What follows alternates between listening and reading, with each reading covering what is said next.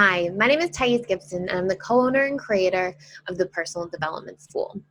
This is your daily breakthrough video, and in this video, I want to chat with you about fearful avoidance, anxious, preoccupied, and even dismissive avoidant attachment styles, and feeling unseen, unheard, and misunderstood. So we're going to do sort of a deep dive into these core wounds themselves and where they can come from and how the different attachment styles, just at a high level for this part, sort of respond to some of the different challenges they might have experienced in their early lives and in their past that create this sort of pain point and core wound of feeling that way, and also things that people might do to adapt to some of the pain they went through that keep them that leave them feeling even further unseen, unheard, and misunderstood.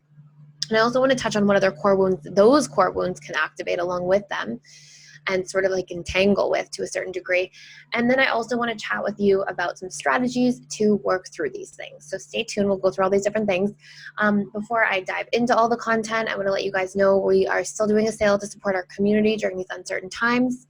I know there's a lot of challenges going on in the world right now, and so we're just trying to lend as much support as we can in different ways. So we have a coupon code.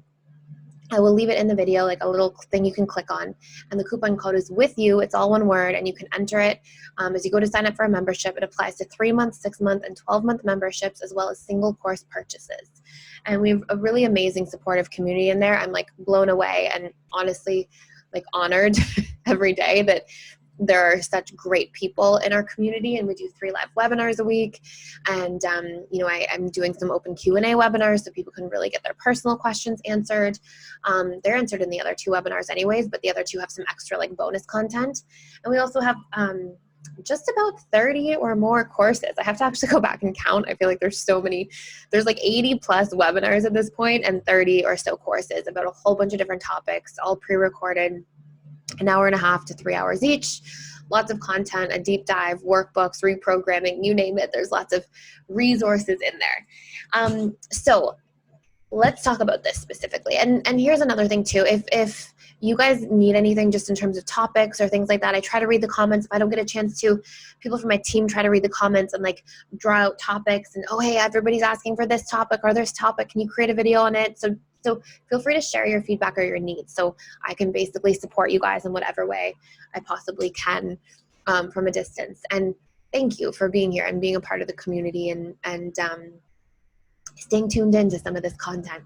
So let's talk about this. So I want to first start by like talking about each attachment style and how they might feel unseen, unheard, misunderstood.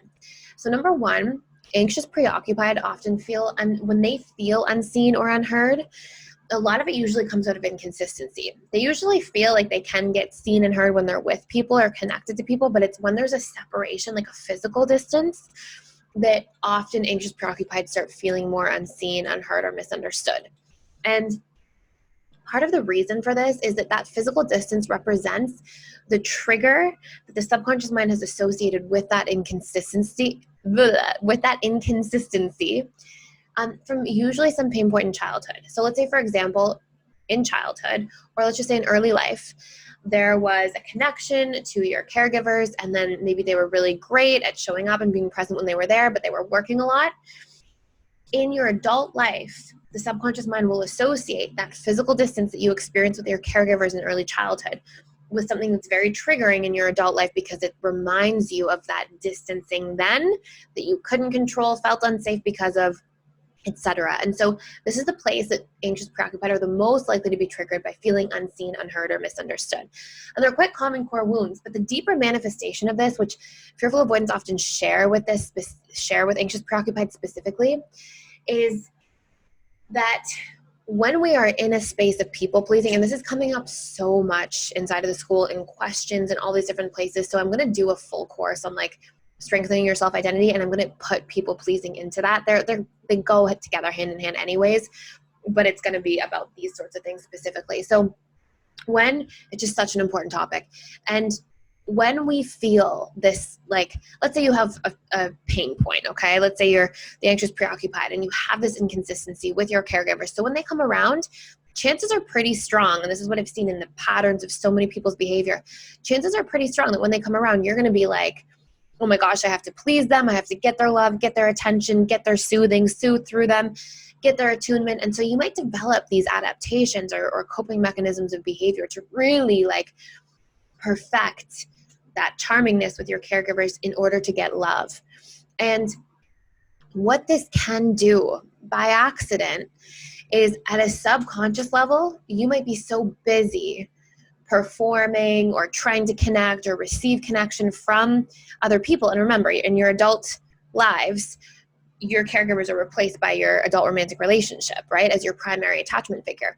So then this turns into, okay, you're in a romantic relationship and all of a sudden you're trying to please and show up and be perfect and put all this pressure, and what that leaves is usually this like underlying part of yourself feeling unseen, unheard, misunderstood easily. And so you might not speak up for your needs consistently. You might not communicate when a need is unmet. You might not share what a boundary is for you because you might be so focused on pleasing somebody else that you forget underneath, oh yeah, I have to communicate my needs too. I have to show up too. I have a voice. I have to speak up also. And so it's really important to recognize that. And fearful avoidance have a lot of that same patterning, but usually for them, it's less about trying to get connection through people pleasing and often more about trying to get safety.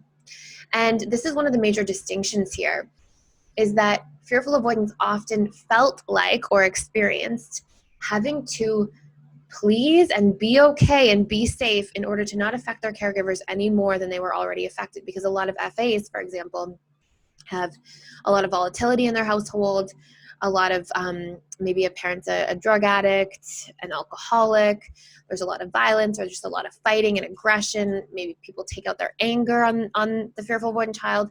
And so as a result of these different pieces, what often takes place is the fearful avoidance like, oh my gosh, I'm afraid of my caregiver. I love them, and they sometimes give me really loving connection, but I'm afraid of them and I don't trust them at the same time. So just to stay safe, I have to please. And so as a result of this, they can start feeling like, oh my gosh, I have to focus on that with such hypervigilance and such intensity that, again, that like primary casualty becomes relationship to self in the moments specifically that they're with others. They tend to be quite good when they've pulled back and they're on their own, or if they're communicating from like a distance over a text message, whatever it might be. But in person, that can be something that pops up. And at a subconscious level, they've equated pleasing with safety a lot of the time. So what does that mean? Well, usually what takes place is then as a result of that, if you're so focused on others, you don't feel seen, heard, understood. Now, when anxious and fearful avoidant are feeling this way, what we often see is along with that come these other core beliefs that either somewhat come as a result of that, or that can just come with that, if that makes sense. So they can, like, it doesn't have to be, one could be a cause, like there could be a causation, but there's at least very likely to be a correlation. So you might feel so unseen, unheard that eventually you form a belief as a result of that that's like, wow, I don't matter to my partner, or I don't matter to my caregiver. But they could also just be correlated, right? I hope that makes sense. Correlation versus causation. So in this space, what's so important to do is start communicating. So you might feel like, I don't matter, I'm not good enough, I'm not important, I'm disrespected. All these other beliefs can kind of like string off of those specifically.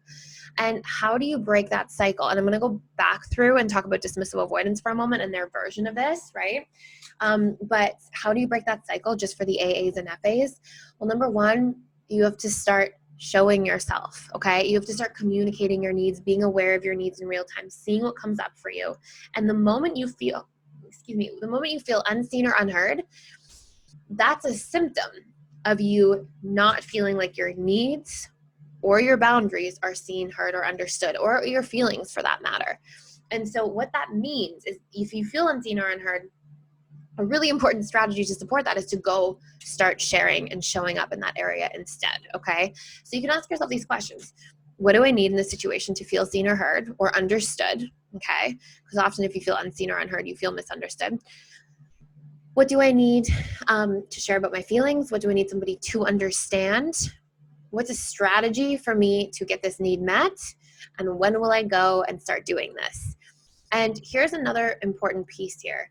You also want to share yourself, like the inner parts of yourself. You don't have to do this with everybody. Like you don't have to share your like inner fears or feelings or with like your neighbor who you don't ever see or speak to, or like, you know, the person you just met 5 minutes ago.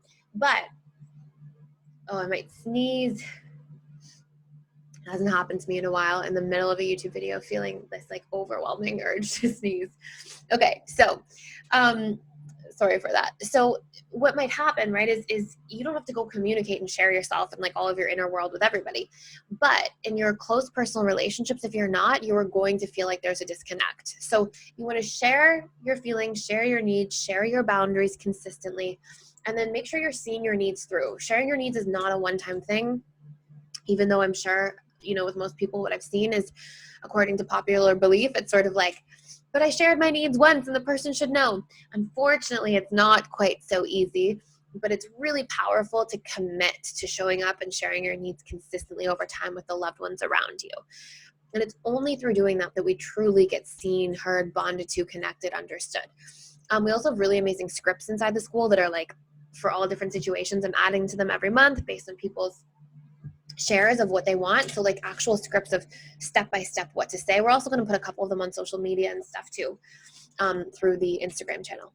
So let's talk about dismissive avoidant version of this for a moment. And maybe I'll do separate videos of this and like drill down into it in a little more detail. But dismissive avoidance, they often have an assumption that nobody's going to see, hear, or understand them anyways. And so they assume misunderstanding and they kind of create this belief out of it that's like, well, why bother? What's the point? It's kind of meaningless. And so they've experienced that, usually feeling unseen, unheard, neglected for long enough that their adaptation is this assumption that that's going to be what takes place in their adult lives. And so what we'll often see with the dismissive avoidant is that they struggle to communicate at all.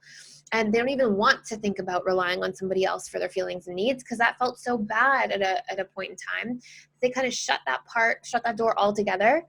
And now they rely on themselves. And it feels very vulnerable, uncomfortable, and impractical is something I hear a lot of dismissive avoidance historically say about wanting to rely on others, having needs met from others. And obviously, if they don't think that they can get their needs met from others, they're not going to be very open or good at meeting other people's needs because that would feel like an injustice. And this is a lot of what I hear historically is, well, I don't ask them for anything, so why are they asking me for things? And it's painful because that's a break in healthy interdependency, right? Healthy interdependency is both. It's, hi, I'm open and willing to meet your needs, and I may not be perfect at it, and I might not always be 100% available, but I would like to do my best to try, and I value our relationship enough to do so.